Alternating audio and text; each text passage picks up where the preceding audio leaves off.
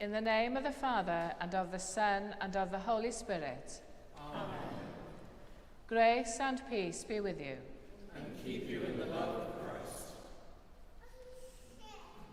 Heavenly Father, all hearts are open to you. No secrets are hidden from you. Purify us with the fire of your Holy Spirit, that we may love and worship you faithfully. Through Jesus Christ our Lord. Amen. Jesus says, "Repent, for the kingdom of heaven is close at hand." Let us turn away from sin and turn to Christ, confessing our sins in penitence and faith.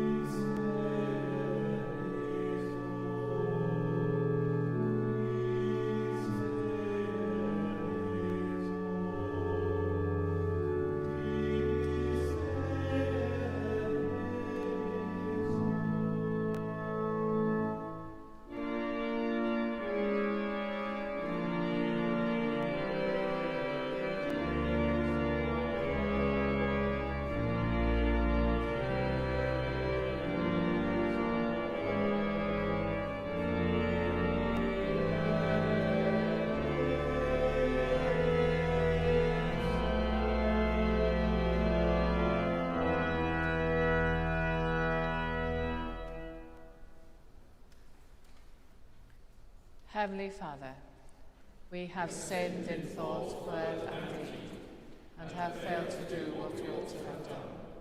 We are sorry and truly repent. For the sake of your Son, Jesus Christ, who died for us, forgive us all that is past, and lead us in his way to walk as children of light. Amen.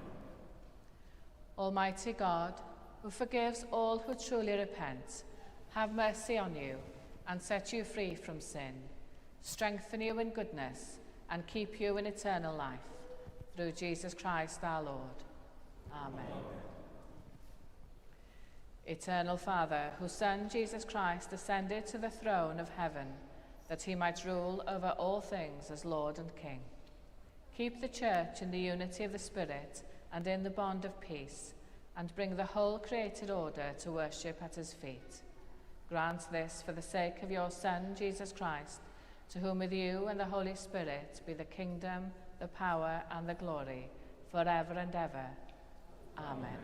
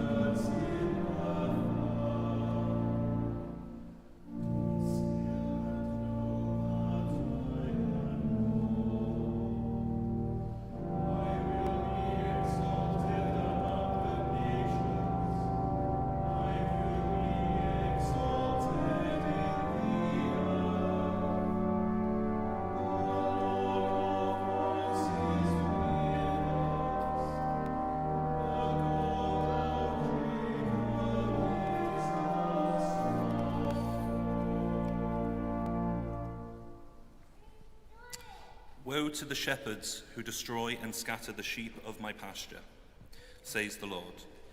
Therefore, thus says the Lord, the God of Israel, concerning the shepherds who shepherd my people, it is you who have scattered my flock and have driven them away, and you have not attended to them. So I will attend to you for your evil doings, says the Lord. Then I myself will gather the remnant of my flock out of all the lands where I have driven them, and I will bring them back to their fold, and they shall be fruitful and multiply. I will raise up shepherds over them who will shepherd them, and they shall not fear any longer, or be dismayed, nor shall any be missing, says the Lord. The days are surely coming, says the Lord, when I will raise up for David a righteous branch, and he shall reign as king, and deal wisely, and shall execute justice and righteousness in the land. In his days Judah will be saved, and Israel will live in safety. And this is the name by which he will be called. The Lord is our righteousness.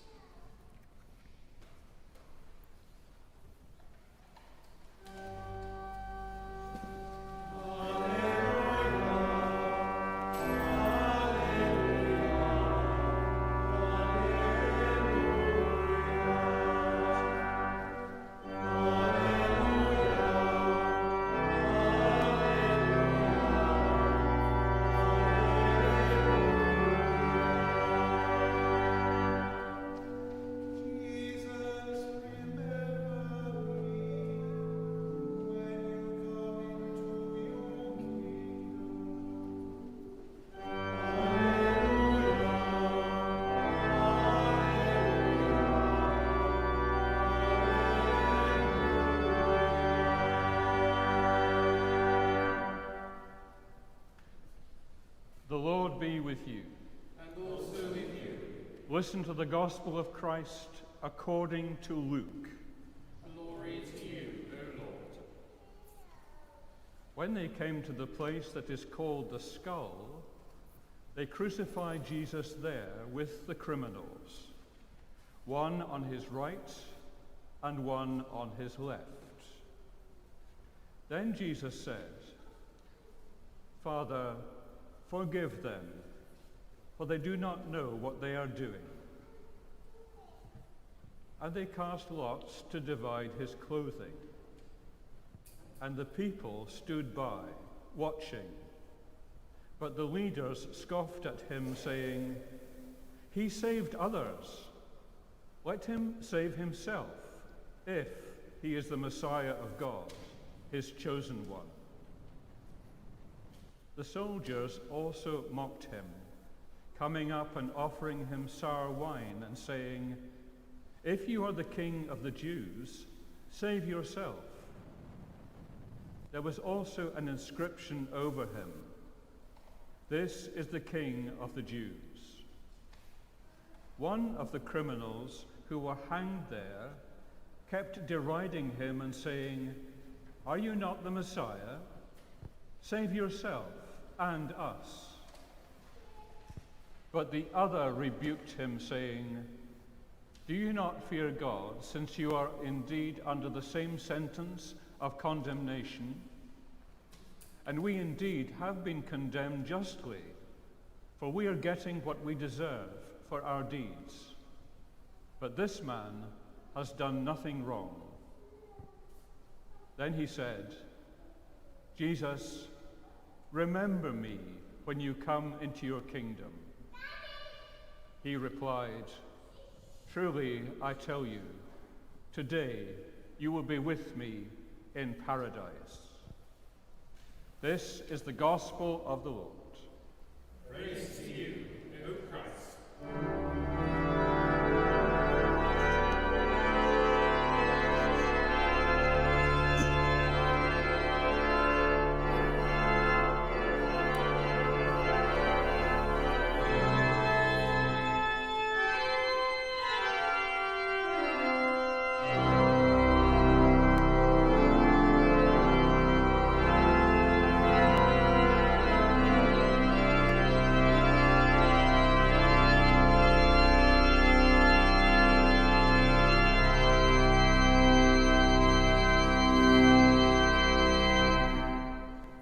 In the name of the Father, and of the Son, and the Holy Spirit.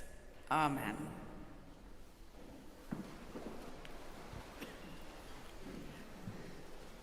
I was having a discussion the other day about the appropriate time to put up your Christmas decorations.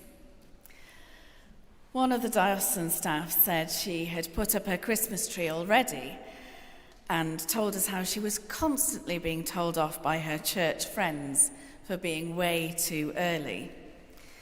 But she didn't let it worry her at all. And she just sent the people complaining a picture of her tree every year, just as proof that she had already put it up once again and was completely ignoring their disapproval. When I first came back to church after a long break, I was told a very similar thing whilst putting up my decorations in early December. It's too early to be celebrating Christmas, I was told. Christmas actually doesn't start until Christmas Day. I soon learnt that because of this, many people don't put up their decorations until Christmas Eve. But it's okay, I was told. We can continue celebrating until Epiphany or even Candlemas, so we can celebrate for just as long. But it still made me sad not to have our decorations up earlier, so I too ignored the rules. I love seeing people's Christmas lights in the windows as I go past, especially on these dark nights. I love seeing the change in seasons, both inside and out. And I love the joy that it brings to people. Maybe it's having a December birthday that does it, but these are the weeks that have always led up to the best time of year as a child, and those feelings never really leave you.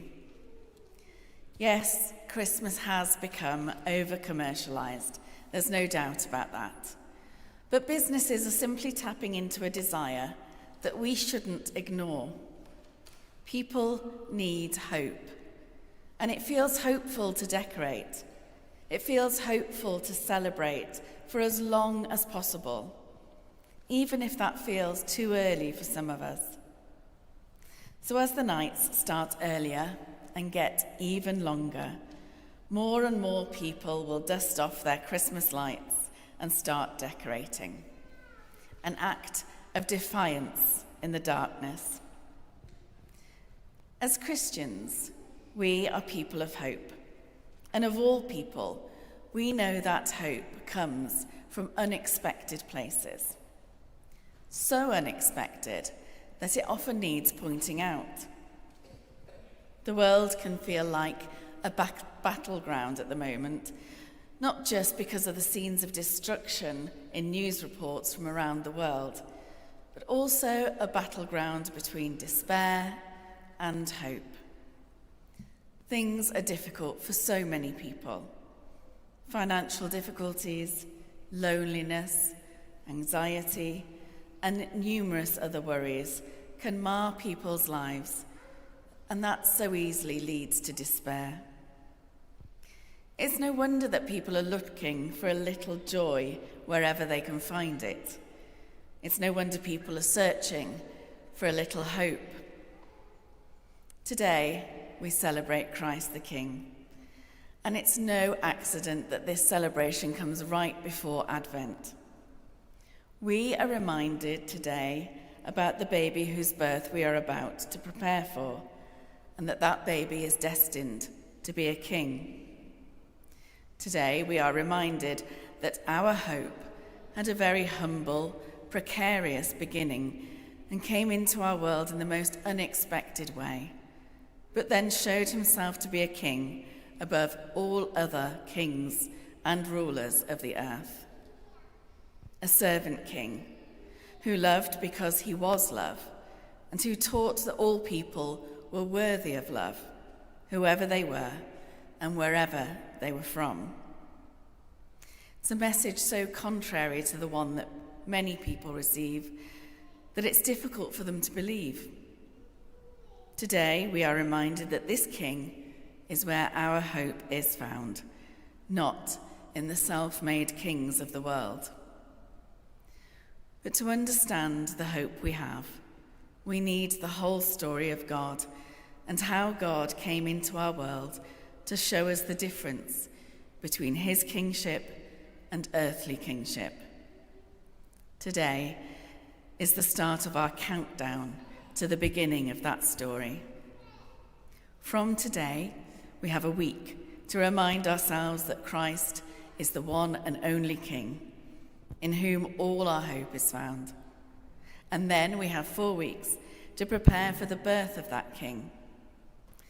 This is our chance to point to the hope that Christ the King brings us and to retell the story so that others can understand that hope too. There will be so many opportunities to do that in the coming weeks, especially when people are celebrating so early, when they are searching for that hope. So before long, the concerts will start, and this place, along with many others, will be filled with people singing Christmas carols. And in the words of those carols, and in the readings, they will be hearing the Christmas story. Some will be familiar with that story and be reminded of its wonder, but for some, they will be experiencing it for the first time. It's easy for us to fall into despair too, to worry that the meaning of Christmas is lost amongst all the new traditions and the hype. But at the root of it all is still the search for hope amongst the despair that the world might have us feel. Despairing people give up and allow injustice to continue. But hope gives us something to live for and direct our lives towards. Everyone deserves that hope. Much about these early celebrations point towards hope. The twinkling lights adorning the trees and houses remind us of the star that leads us to that unexpected hope. The hope that comes as the most vulnerable child born into a despairing world. They also remind us of the light that overcomes the darkness. The focus on family of all shapes and sizes highlights love for others and for community. Even the present giving is an act of love and often sacrifice. All values that we point to. So, let people put their decorations up in November if they want to. Let people stretch out the seasonal joy for as long as they can. Maybe they are just doing that very human thing of searching for hope. And when people are searching for hope, it's our job to point to that hope. And what better time to do that than when most people are looking in the right direction, towards a baby, in a crib, in a stable. Amen.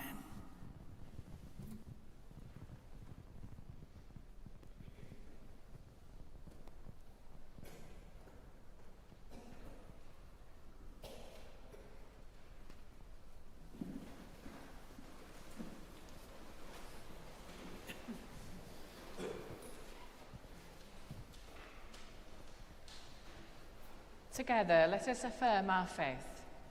We believe in one God, the Father, the Almighty, maker of heaven and earth, all things seen and unseen. We believe in one Lord Jesus Christ, the only Son of God, eternally begotten from the Father, God to God, light from light, true God from true God, begotten, not made, one being with the Father. Through him all things were made. For us and for our salvation, he came down from heaven. By the power of the Holy Spirit, he became incarnate from the Virgin Mary and was made man. For our sake, he was crucified under Pontius Pilate. He suffered death and was buried. On the third day, he rose again, in accordance with the Scriptures. He ascended into heaven and seated at the right hand of the Father. He will come again in glory to judge the living and the dead, and his kingdom will have no end. We believe in the Holy Spirit, the Lord, the giver of life, who proceeds from the Father and the Son, who with the Father and the Son is worshipped and glorified, who has spoken through the prophets. We believe in one holy Catholic and Apostolic Church. We acknowledge one baptism for the forgiveness of sins. We look for the resurrection of the dead and the life of the world to come. Amen. And so we pray for the Church and for the world, and we give thanks to God for his goodness. Let us pray.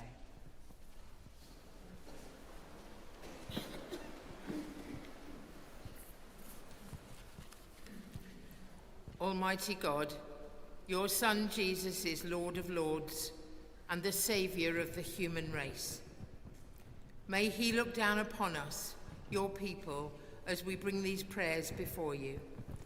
We strive towards being more closely united with Jesus in all we do and say. Search the heart of each one of us today as we seek to serve him. Lord, in your mercy. Dear Lord, we pray for the Church of Wales, and particularly our cathedral and the Diocese of Bangor. We pray for Archbishop Cherry, Bishop David, Dean Manon, and Canon Tracy. Lord, please grant them wisdom, courage, and compassion as they lead, and the strength to deal with the complexities of ministry in a challenging world. Inspire us to meet the ever-changing needs of our congregation and community, whilst maintaining a vibrant life of prayer and commitment to worship. We give thanks to the whole cathedral team and cathedral volunteers who strive to make our cathedral a place of true welcome for all and a place for spiritual growth. Lord, in your mercy. We pray for all the nations of the world. Help us to work together so that truth and justice, harmony and fairness may flourish amongst us. Encourage all the leaders of the nations to serve their people, following Christ's example, constantly seeking the common good for all. We pray especially today for all nations where there is conflict, and all people who are suffering the consequences. We pray for peace and for hope. Many are affected by natural disasters, floods, droughts, and forest fires. Many are struggling with conflict, poverty, and lack of food. Lord, we pray for your provision, peace, and protection in Jesus' name. Lord, in your mercy. Lord, help us as Christians to play a meaningful part in our society and community, both as individuals and as part of our cathedral church and diocese. We serve you, Lord, by serving others with open hearts and minds. Most people in this congregation and our wider community have faced challenges, are currently facing challenges, or will face challenges in the future. Help us, Lord, to recognize vulnerability in others and to practice kindness. Let us provide the hand to hold when others feel lonely, isolated, or distressed. Lord, in your mercy. Loving God, we pray for all those who suffer in mind, body, or spirit. We pray that they will know your presence and find peace and healing. We also pray for the families, friends, and medical professionals who care for them. In a moment of silence, please bring before God any person you know or who is on your mind this morning.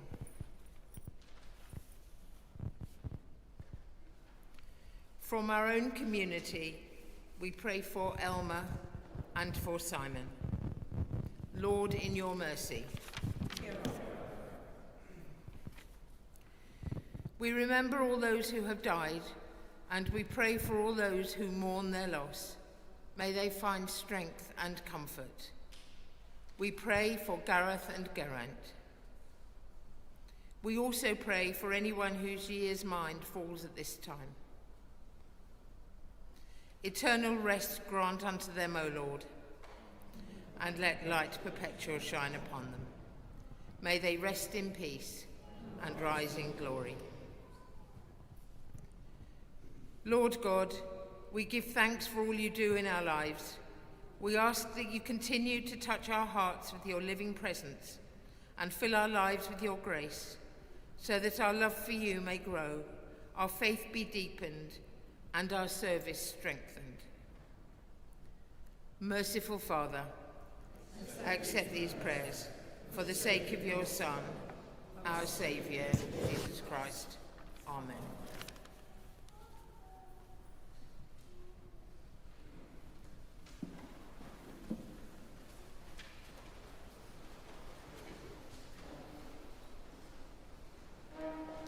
The kingdom of God is righteousness, peace, and joy in the Holy Spirit.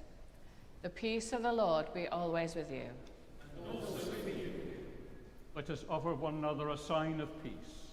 Peace be with you. Peace with you.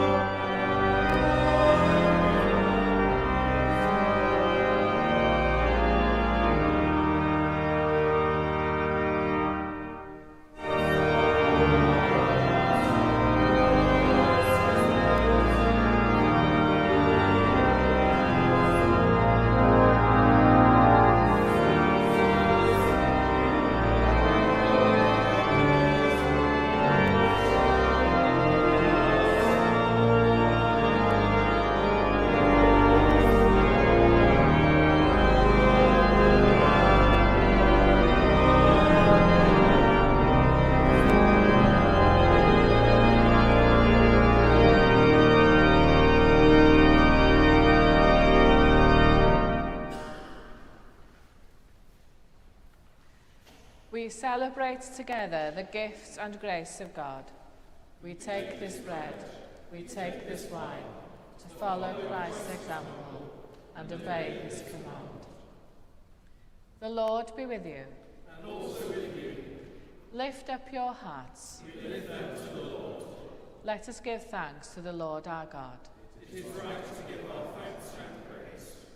It is indeed right, it is our duty and our joy, at all times and in all places, to give you thanks, Holy Father, all-powerful and ever-living God, through Jesus Christ our Lord, whose dominion is over all creation, that he may present to you an eternal and universal kingdom, a kingdom of life and truth, of grace and holiness, a kingdom of righteousness and justice, of love and peace.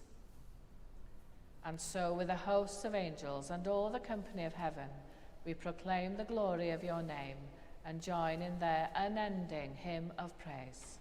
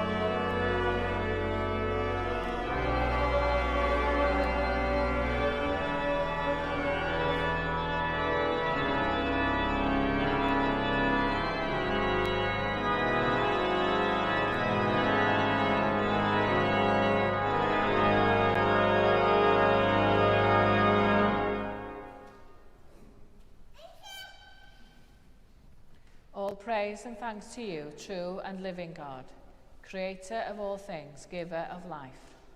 You formed us in your own image, but we have marred that image and fall short of your glory. We give you thanks that you sent your Son to share our life. You gave him up to death that the world might be saved, and you raised him from the dead that we might live in him and he in us. Sanctify with your Spirit this bread and wine, your gifts to us, that they may be for us the body and blood of our Saviour, Jesus Christ. On the night he was betrayed, he took bread, and when he had given thanks, he broke it and gave it to his disciples, saying, "Take, eat. This is my body, which is given for you. Do this in remembrance of me."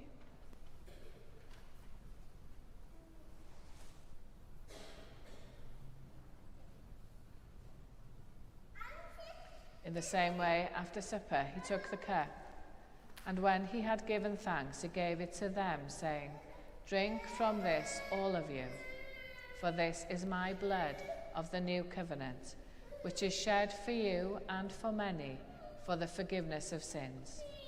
Do this as often as you drink it, in remembrance of me."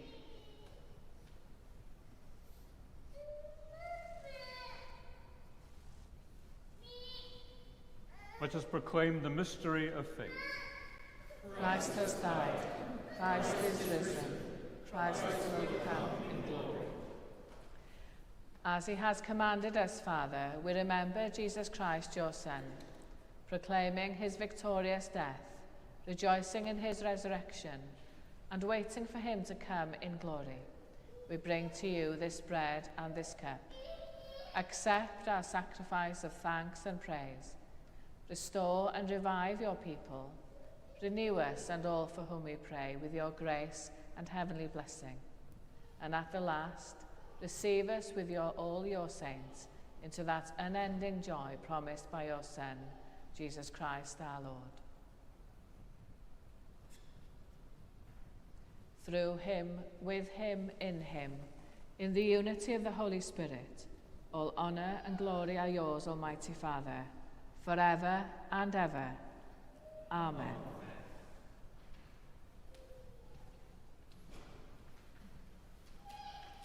As our Saviour taught us, we boldly pray, Our Father, who art in heaven, hallowed be thy name. Thy kingdom come, thy will be done on earth as it is in heaven.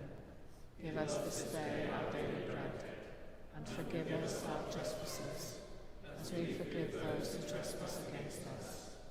And lead us not into temptation, but deliver us from evil.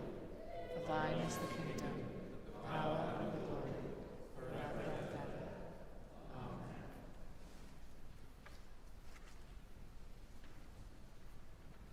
We break this bread to share in the body of Christ.